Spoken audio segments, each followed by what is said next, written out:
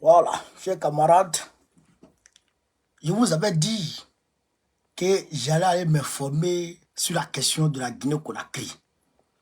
Eh bien, je me suis informé et je vais venir vous informer à mon tour. Alors donc, je vous demande à votre tour de partager la vidéo pour informer tout le monde autour de vous. C'est ça aussi qui est la réalité. C'est la solidarité dans le combat. Alors donc, chers camarades, qu'est-ce qui se passe? Est-ce qu'il y a eu coup d'État en Guinée-Conakry? Est-ce que Mamadou Doumbia a été touché? Qu'est-ce qui se passe? En réalité, il n'y a pas eu de coup d'État. Mais il y a eu rectification de la transition guinéenne. Parce que Doumbia lui-même, il sait que s'il ne rectifie pas, on va le rectifier lui-même. Doumbia sait que s'il ne rectifie pas la transition, lui-même il sera rectifié. C'est ça, la vérité. Mamadou Doumbia a dissous son gouvernement. Du haut en bas. Il ne s'est pas limité qu'à ça. Il a arraché les véhicules de tous ses ministres. Il ne s'est pas limité qu'à ça. Il a retiré tous les gars du corps de ses ministres. Il ne s'est pas limité qu'à ça. Il a géré les comptes de ses ministres. Il ne s'est pas limité qu'à ça. Il a engagé des poursuites contre tous ses ministres. Chers camarades pays d'Afrique. Pourquoi Mamadou Doumbia s'adonne à ce genre d'action contre ses ministres? Eh bien, je vais vous le dire, chers camarades. Doumbia était à 2 doigts de tomber. 2 doigts de tomber. En réalité, son gouvernement était infesté. C'est-à-dire que d'ennemis. Son gouvernement était infesté d'ennemis. Doumbia a fait le mal, il a eu le malheur de laisser la gestion de son pouvoir, de sa transition aux civils. Pas qu'aux civils. Si c'est les civils, ça, si c'est les bons civils, c'est bon. Si c'est les civils patriotes, ça va. Mais les civils waworo, les civils bluffeurs, les civils voleurs, les civils gangsters. Et donc, ils ont commencé à dilapider l'argent de la Guinée-Conakry. Ce qui a fait que le peuple a commencé à se désolidariser progressivement de Mamadou Doumbia. Et que Mamadou Doumbia a perdu le soutien de plus de 80%. De plus de 80% de la population guinéenne. Ce qui revient à dire que, c'est que dans un futur proche, le peuple guinéen allait se lever pour aller chasser Mamadou Doumbia. Est-ce que vous savez que ça fait 3 mois qu'il n'y a pas Internet en Guinée? 3 mois. 1, 2, 3 mois, il n'y a pas Internet en Guinée. Est-ce que vous savez ça? Quand Mamadou Doumbia demande à ce que... Hein?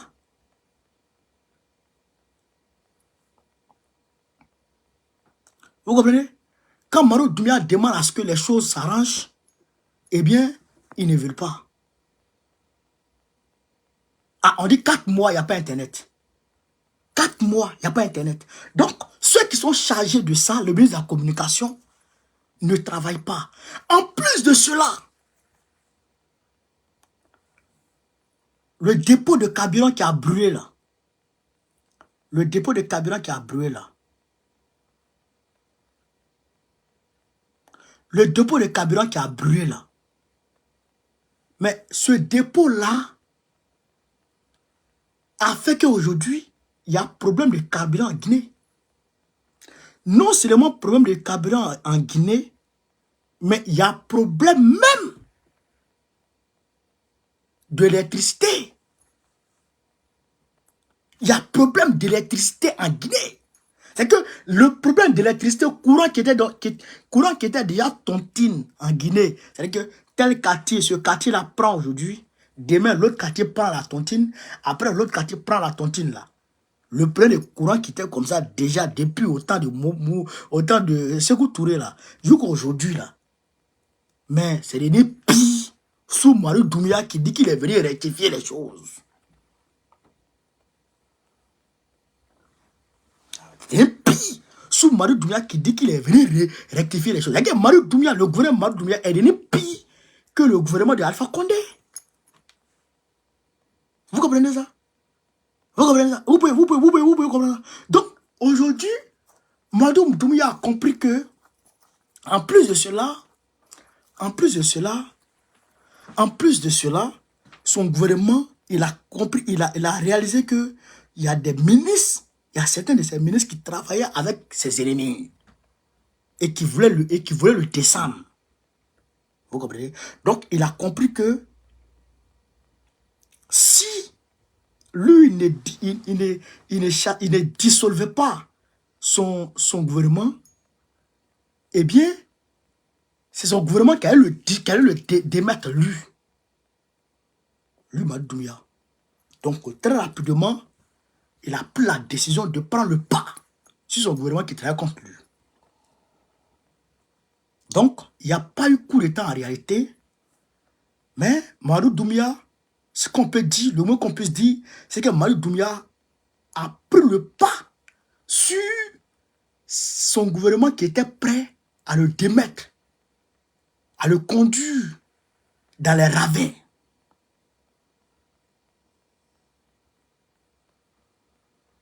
Vous comprenez? Vous comprenez ça? Ça devient devenu cher. C'est que tout devient cher en Guinée-Conakry. Alors que Ibrahim Traoré qui est venu hier là, est en train de travailler en fonction du besoin du peuple burkinabé. Assimi Goïta est en train de travailler en fonction du besoin du peuple malien. Le président Tchani est en train de travailler en fonction du besoin du peuple nigérien. Mais Mamadou Doumbouya travaillait en fonction de ses ministres. Ses ministres avaient 10 copines. Un seul ministre qui avait 10 copines.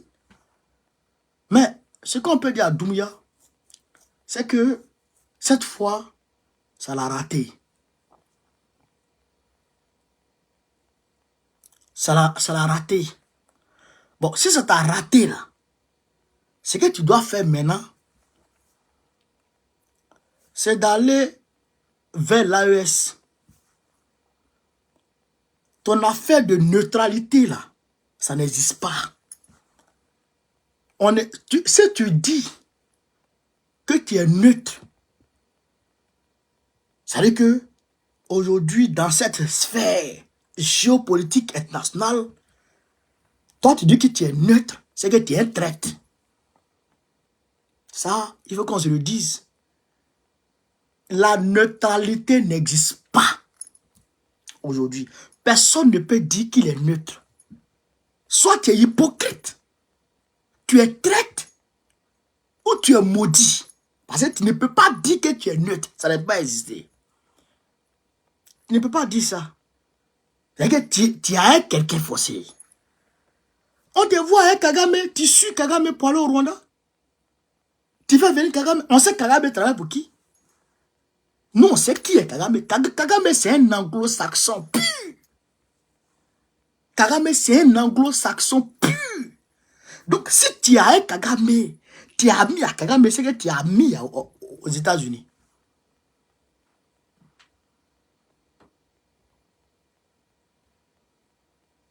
Vous comprenez ça? Si tu suis Kagame, c'est que tu es ami aux États-Unis.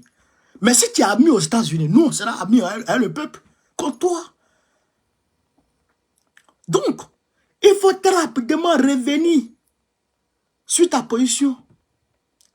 Reviens très rapidement et viens parler avec le peuple. Viens te mettre en phase avec le peuple. Si tu ne te mets pas en phase avec le peuple, mais tu vas avoir des problèmes. Parce qu'à coup sûr, il va te frapper. À coup sûr, il va te taper. Donc, si tu es malin, il n'est jamais tard pour mieux faire. Il n'est jamais tard pour mieux faire. Toi, tu es venu par coup d'état. Tu as venu rendre la vie dure sur les gens. Hein? Tu as venu rendre la vie dure sur les gens. Tout est cher. Le pays ne s'en sort pas.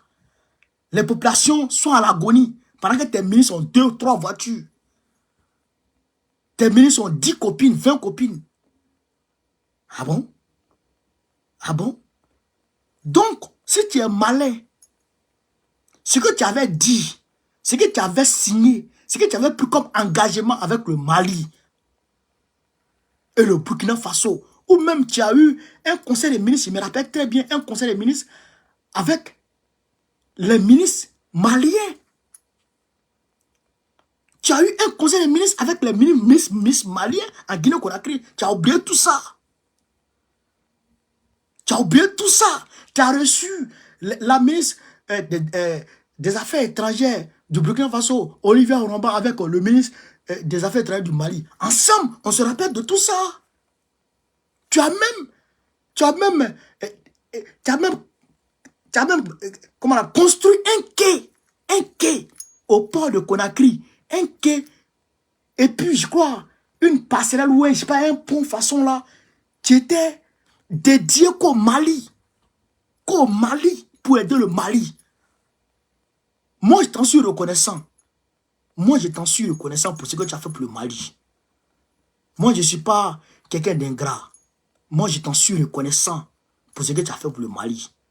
Tu as travaillé pour le Mali. Tu as sauvé le Mali. Moi, je t'en suis reconnaissant. Mais ce n'est pas parce que tu as fait ça que tu vas te dire que oui, tu as tout fait et puis tu vas aller te jeter dans la main des gens là-bas pour dire que tu es neutre. Il n'y a pas de neutralité qui va ici. Il n'y a pas de neutralité qui va ici. Ou tu es avec eux, ou tu es avec nous. Nous là, nous on est avec le bloc de l'Est et on assume. Nous on est avec le bloc de l'Est et on assume. C'est ça que nous on est avec le bloc de l'Est, on est avec la Russie. Nous, on est avec la Russie. On est avec, on est avec les partenaires fiables. Et puis on assume. C'est ça, la vérité. Mais toi, tu dis que tu es neutre. Toi, tu peux être neutre dans ce monde aujourd'hui. Tu peux être neutre dans ce monde d'aujourd'hui là. Aujourd'hui qu'on est là, où on est là. Où on est là, où la situation géopolitique est bouleversée de partout. Toi, tu peux être neutre. Tu peux nous parler de neutralité. C'est pas à nous qui a dit ça. C'est pas à nous qui a parlé de neutralité. Nous, pas nous dire ça. Tu sais à qui tu as dit que tu es neutre. Reviens pendant qu'il est encore temps. Parce qu'au nom de Dieu, si tu ne reviens pas, ce qui est arrivé à Damiba va t'arriver. Au nom de Dieu, si tu ne reviens pas, si tu ne reviens pas à ta position initiale où tu étais dans le panafricanisme pur, si tu ne reviens pas au nom de Dieu, un patriote va te frapper. Et on va l'applaudir. Moi, je te le dis aujourd'hui, avec tout le respect que je te dois, Monsieur le Président. Moi, je le dis franchement, malgré tout ce que les gens disent, malgré tout ce que les gens diront, moi, je te le dis, grâce à toi, le Mali a pu surmonter, faire l'embargo. Pour ça, là, on te salue. Mais et ton peuple lui-même. Tu as dit que tu allais faire un chemin de fer Conakry-Bamako. On n'a pas encore vu. Les travaux n'ont pas encore démarré. Et le gisement de fer de Simandou. Le gisement de fer de Simandou que tu as signé avec les Chinois et consorts. D'ailleurs, gisement de fer, pourquoi les États-Unis ont commencé à t'attaquer? Donc tu as cédé au chantage des États-Unis. C'est que Doumbia a cédé au chantage des États-Unis, à la pression des États-Unis. Tu as cédé. Tu as cédé. Ibrahim Traoré n'a pas cédé. Assimi Goïta n'a pas cédé. Tiani n'a pas cédé. Toi, tu es en train de céder. Toi, le vieux Doumbouya, toi, tu es en train de céder à la pression des Américains, à la pression de Papi Joe, le vieux drogué. Un vieux drogué va te mettre pression et toi, tu vas céder à cette pression. Doumbouya, c'est la honte, hein. C'est la honte, hein. Fakoli, je te le dis, il faut te réveiller. Parce que moi, je sais que tu m'écoutes. Moi, je sais que tu me suis sur les réseaux sociaux souvent. Voilà, moi, je sais. Donc, je profite de ce canal-là pour te dire de façon claire et nette, sans tabou, Monsieur le Président, l'AES, l'Afrique, là, le panafricanisme a besoin de vous. Le panafricanisme a besoin de vous. Il n'est jamais tard pour mieux faire. Vous vous êtes rendu compte de votre erreur. Revenez à la normale. Revenez vers vos frères. Vos frères là, c'est le Mali, le Burkina Faso, le Niger. Revenez vers vos frères. Donnez-vous la main. Donnez la main à vos frères. Donnez votre main à vos frères. Et travaillez dans le sens de la libération de l'Afrique. Travaillez dans le sens de la libération de l'Afrique. Allez. Ce que vous avez dit, que vous allez faire pour le peuple, les travaux, les grands travaux que vous allez lancer pour, on va dire, absorber le chômage en Guinée-Conakry, pour absorber la pauvreté en Guinée-Conakry. Lancez ces travaux-là. Lancez ces travaux. Lancez ces travaux. Très rapidement. C'est pourquoi d'ailleurs nous on vous a soutenu. Mais si vous ne faites pas ça, et que vous restez comme ça, déjà que vous avez perdu le soutien du peuple, vous avez perdu l'amour du peuple. Si vous ne faites pas ça, un vrai patriote va vous frapper et vous allez sortir zéro. C'est de ça qu'il s'agit. Et vous allez sortir zéro. Voilà la réalité. Voilà. Donc, chers camarades, c'est ce que j'étais venu vous dire. En Guinée-Conakry, il n'y a pas eu coup d'État. C'est Doumbouya qui est en train de rectifier sa transition. Voilà, donc, on le regarde. Si il nous écoute, en tout cas, une personne avertie en vaut deux. Voilà. S'il nous écoute, s'il ne nous écoute pas, voilà.